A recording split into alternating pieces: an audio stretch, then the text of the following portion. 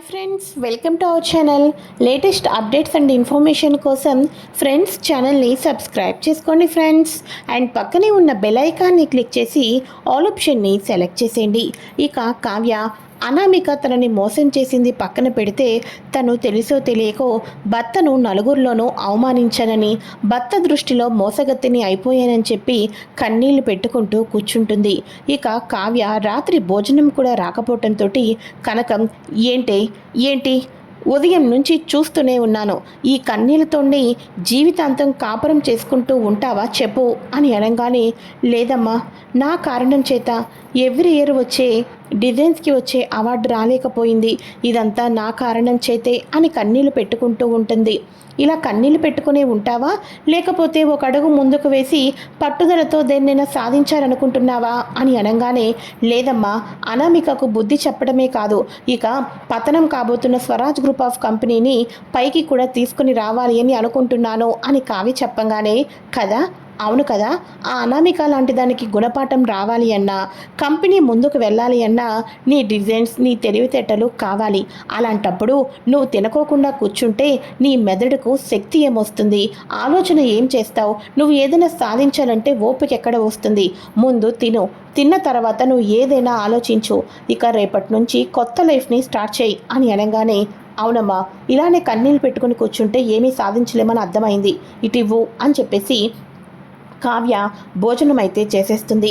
ఇక కావ్య అలా భోజనం చేయటం చూసి కనకం చాలా హ్యాపీగా ఫీల్ అయిపోతూ ఉంటుంది.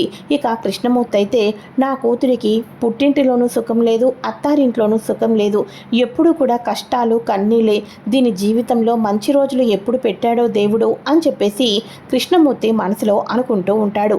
ఇక మార్నింగ్ అవుతుంది. మార్నింగ్ అవ్వగానే ఇక కనకం ఇంట్లో వర్క్స్ చేసుకుంటూ ఉండగా కావ్య చక్కగా ఫ్రెష్ అయి రెడీ అయి బయటకు వస్తుంది. కావ్యను అలా చూసి కనకం మనసులో చాలా సంతోషం అయితే కనిపిస్తుంది. ఇంకా ఇది ఏడుస్తూ ఏడుపు కొట్టు మొహం వేసుకుని ఉంటుంది అనుకున్నాను, కానీ ఉదయాన్నే లేచి ఇంత యాక్టివ్గా ఉందా అని చెప్పేసి కనకం, ఏంటే కావ్య, ఇంత ఉదయాన్నే రెడీ అయ్యావు, ఎక్కడికి అని అనగానే, జీవితంలో ఏ అడుగు ముందుకు వెయ్యాలి అన్నా మనం దేవుని అనుగ్రహం తీసుకోవాలి అంటారు కదమ్మా, అందుకోసమే ఇక ఆ భగవంతుడిని దానించుకుందామని చెప్పేసి అమ్మవారి గుడికి వెళ్తున్నాను అని చెప్పేసి అనగానే, అలాగేనమ్మా, నువ్వు ఇలానే ధైర్యంగా ముందుకు వెయ్యి, అల్లుడు గారు కూడా నీ తప్పేమీ లేదు అని ముందే తెలుసుకుంటారు, వెళ్ళమ్మా అని చెప్పేసి కనకమైతే కావ్యను టెంపుల్కి అయితే పంపిస్తుంది.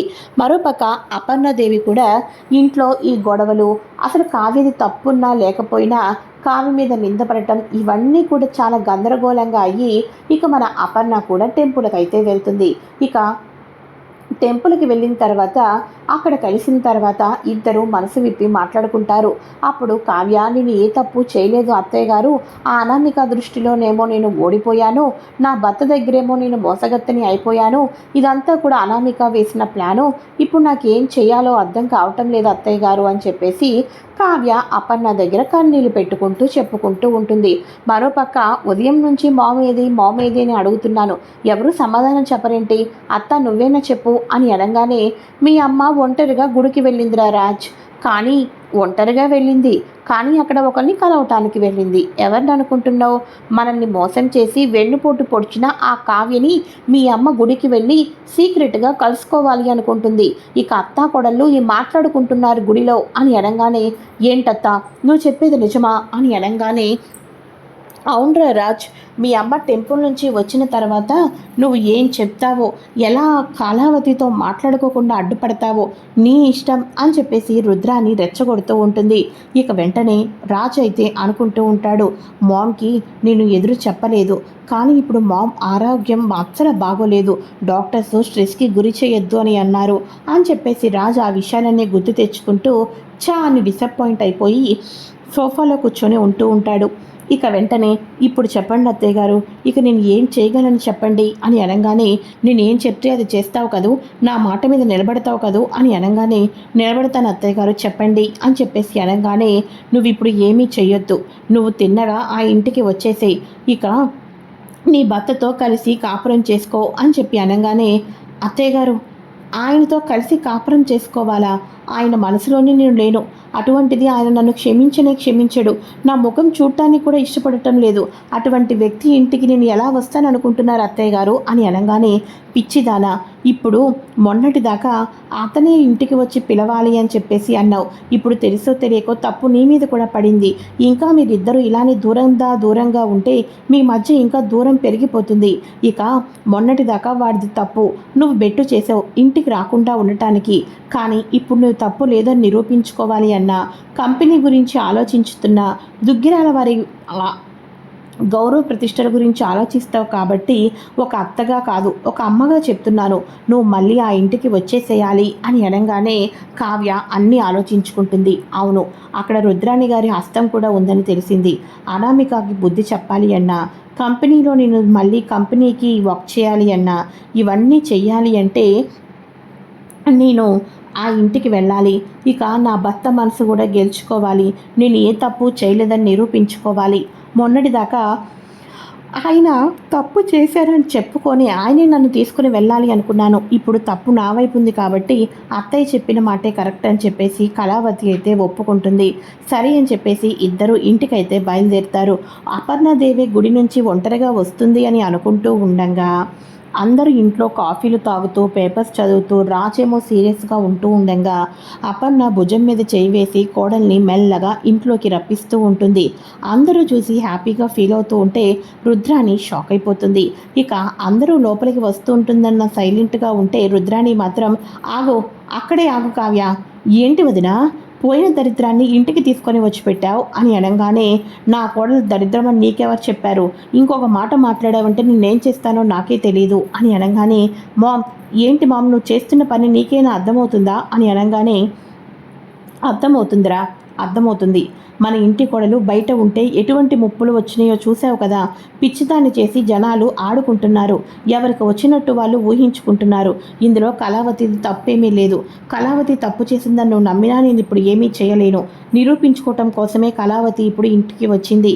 ఎవరు ఒప్పుకున్నా ఒప్పుకోకపోయినా ఇక్కడే ఉంటుంది అని అనగానే అది కాదు మామ్, నా మాట విను అని చెప్పేసేసి మన రాజు అయితే అంటూ ఉంటే అపర్ణాదేవి కావాలని చెప్పేసి గుండె మీద చేపెట్టుకొని ఇక వెంటనే మార్నింగ్ ట్యాబ్లెట్ వేసుకోవడం మర్చిపోయాను అమ్మ స్వప్న, ఆ ట్యాబ్లెట్ ఎక్కడుందో అందుకో అని చెప్పేసి ట్యాబ్లెట్ వేసుకుంటుంది.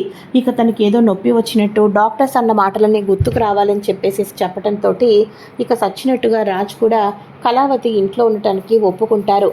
అమ్మయ్య అని చెప్పేసి హ్యాపీగా ఫీల్ అవుతుంది కావ్య కూడా.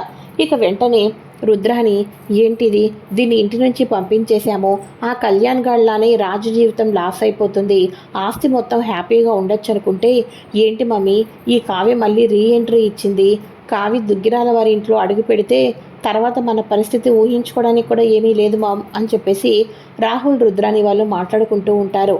మరోపక్క ఇక సామంత్ వచ్చేసి ఫస్ట్ అటెంప్ట్లోనే ఓపెన్ అయిపోయావు అనామిక, ఇప్పుడు మనకి బోల్డ్ అనే డిజైన్స్ కావాలి. కళావతి చేతి డిజైన్స్ కనుక లేకపోయామే అనుకో, ఆ తర్వాత కంపెనీ చాలా వరకు ఇప్పటిదాకా మార్కెట్ ఫీల్డ్లో నెంబర్ 1లో ఉంది కదా, అలాంటి దూసుకు వెళ్ళిపోతున్న కంపెనీ మళ్ళీ షేర్లు ఆ డిజైన్స్ అన్నీ లేక షేర్లన్నీ పడిపోతాయి. ఇప్పుడు కావ్యేమో చచ్చినా మనకి డిజైన్స్ అయితే వేయదు. ఇప్పుడు ఏ సమస్యకు పరిష్కారం ఏంటో నాకు అర్థం కావటం లేదు అని సామంత్ అంటూ ఉంటే అప్పుడు అనామిక ఒకే ఒకటి చెప్తుంది, సామంత్ కూల్, నేనున్నాను కదా, నేను చూసుకుంటాను. ఎక్కడ స్విచ్ చేస్తే ఎక్కడ లైట్ వెలుగుతుందో నాకు బాగా తెలుసు. దాని చెల్లెలు కష్టాల్లో కూరుకుపోయింది, దాని మరిదేమో ఉద్యోగం సద్యోగం లేకుండా రూపాయి కోసం వెతుకుతున్నాడు. వాళ్ళిద్దరినీ అడ్డు పెట్టుకున్నానే అనుకో, డిజైన్స్ కళావతి నిమిషానికి 2 చొప్పున వేసి ఇస్తుంది అని చెప్పేసి ఇక అప్పుకి కళ్యాణ్కి దెబ్బ కొట్టి పని ఏదైనా ప్లాన్ చేస్తే చచ్చినట్టు కళావతి ఒప్పుకుంటుందనే ప్లాన్ చేస్తుంది మన అనామిక. అయితే మరి నెక్స్ట్ ఏం జరగబోతుంది, మరి కళ్యాణ్ అలానే మన అప్పు ఇద్దరు కూడా కలిసి అనామిక ప్లాన్ని ఎలా దెబ్బ కొట్టాలనుకుంటున్నారు? రానున్న ఎపిసోడ్లో ఒకే ఇంట్లో కావ్యరాజు వాళ్ళు ఉంటున్నారు కదా, మరి రానున్న ఎపిసోడ్లో కావ్య తను శృతితో మాట్లాడుతూ ఆఫీస్ డీటెయిల్స్ అన్నీ తెలుసుకుంటూ ఆఫీస్ గురించి రాజుకు తెలియకోకుండా కష్టపడుతూ ఉంటుంది. ఇక రాజ్ కళ్ళల్లో ఆనందం కూడా చూస్తూ ఉంటుంది. కానీ ఆ ఆనందానికి గల కారణం డిజైన్స్ అన్నీ వేసేది కళావతి అని రాజ్కి తెలియదు. తన సొంత కాలం మీదే ఇంతకాలం నువ్వుంటేనా జరిగింది, ఇప్పుడు నేను కూడా నెంబర్ 1గా నడిపిస్తున్నాను అని చెప్పేసి రాజ్ అనుకుంటూ ఉంటాడు. కళావతి పక్కనే ఉండి రాజ్ ఆనందాన్ని గమనిస్తూనే ఉంటుంది. ఇది ఫ్రెండ్స్ లేటెస్ట్ ఎపిసోడ్. మళ్ళీ కళావతిని అనామిక తన ట్రాప్లోకి కళ్యాణ్ వాళ్ళని అడ్డు పెట్టుకుని డిజైన్స్ ఎలా తీసుకోవాలనుకుంటుందో తెలుసుకోవాలి అనుకుంటే తప్పకుండా ఛానల్ని సబ్స్క్రైబ్ చేసుకోండి. Okay friends, thanks for watching. Bye. Hi friends, welcome to our channel.